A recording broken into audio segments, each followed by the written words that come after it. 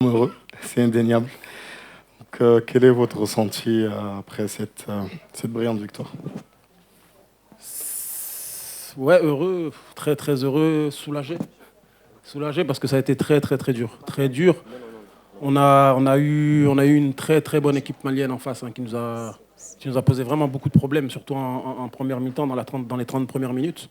On a eu du mal à les empêcher de jouer comme on voulait, hein. L'objectif, c'était un peu d'empêcher ces relations-là qu'ils ont au milieu. On a eu du mal à le faire parce qu'on était trop bas.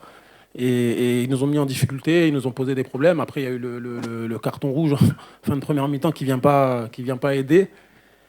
Mais voilà, on n'a rien lâché. On a essayé de mettre un plan en place pour les contenir et essayer de les prendre en compte avec Seb en pointe qui nous garde les ballons ou qui nous met un but sur centre. Et c'est pas passé loin de l'élimination, mais on est content. On est vraiment content pour les joueurs. Je suis content parce qu'ils ont rien lâché. Ils se sont battus jusqu'à la fin. Ils ont été récompensés dans les arrêts de jeu.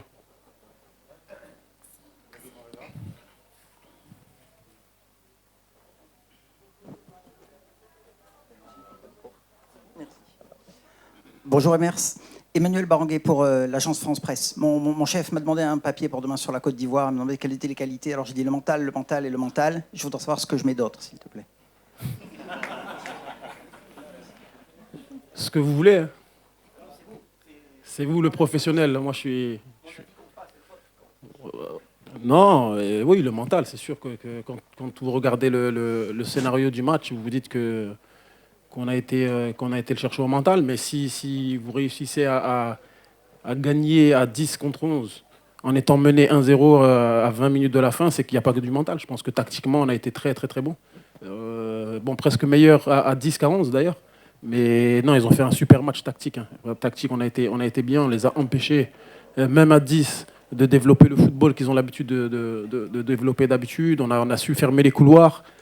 Vraiment, sincèrement, tactiquement, on a fait un gros match.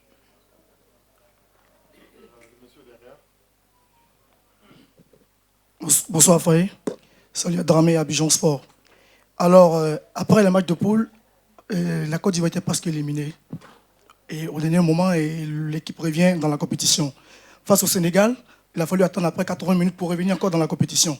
Et aujourd'hui, encore face au Mali, après 85 minutes, on revient encore dans la compétition. Et à la dernière seconde de prolongation, on se qualifie. Est-ce des signes qui vous font croire que vous y arriverez au sac final le 11?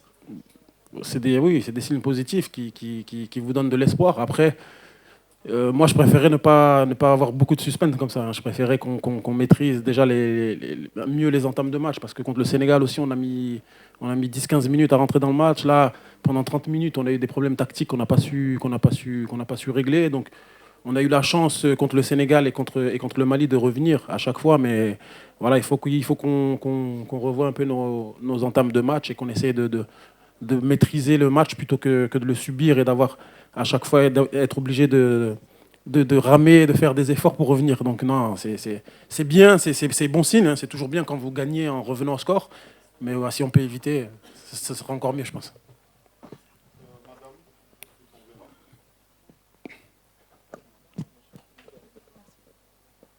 Dunia Mesli pour Africa Top Sport. Coach, vous avez fait 2 changements qui ont payé, mais on a senti quand même votre équipe en première période qui a été timorée. Comment vous expliquez que votre équipe a eu du mal en première période avec ce carton rouge et vous revenez, vos guerriers, ils ont été vaillants jusqu'au bout.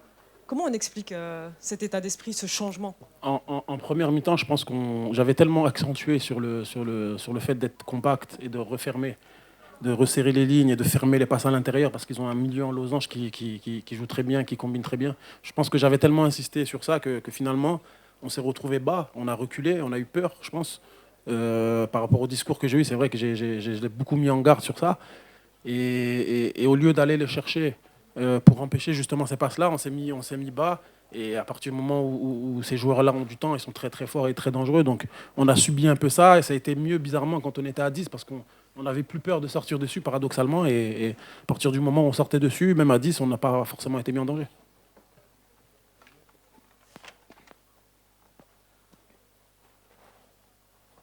Bonjour Emers. Hervé Penaud de l'équipe. Bon là on parle analyse tactique d'une certaine manière. Moi ce que je voudrais voir c'est quelles émotions tu as pu ressentir. Tu as pris l'équipe il y a une semaine, tu as vécu 2 matchs absolument incroyables.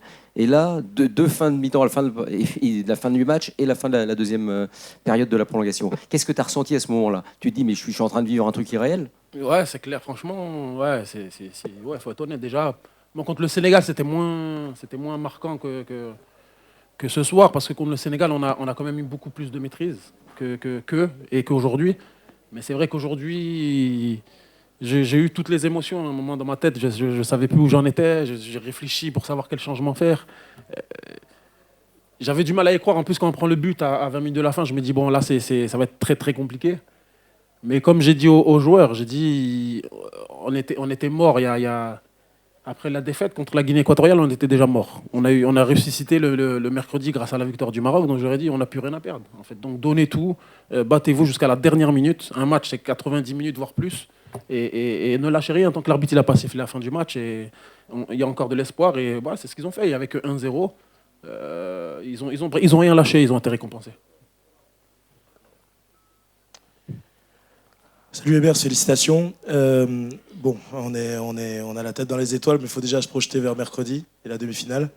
Est-ce que tu t'attends justement à un match différent du Sénégal et différent du match de ce soir face à une équipe de RDC qui n'a pas perdu depuis le début et qui est vraiment solide?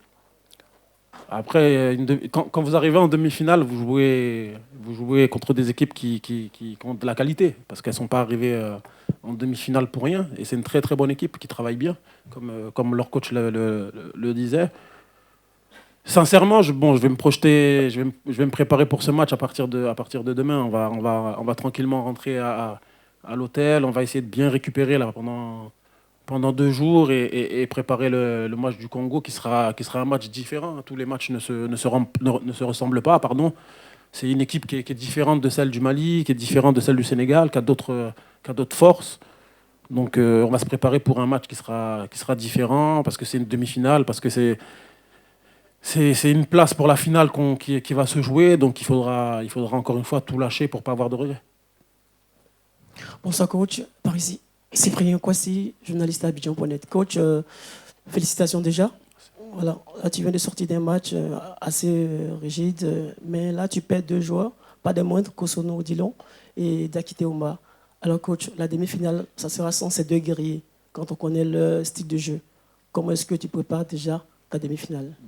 Franchement, je ne sais pas encore. Bon, c'est 2 pertes. Hein. C'est 2 pertes parce que c'est des bons joueurs. Hein. Odilon, il revenait bien.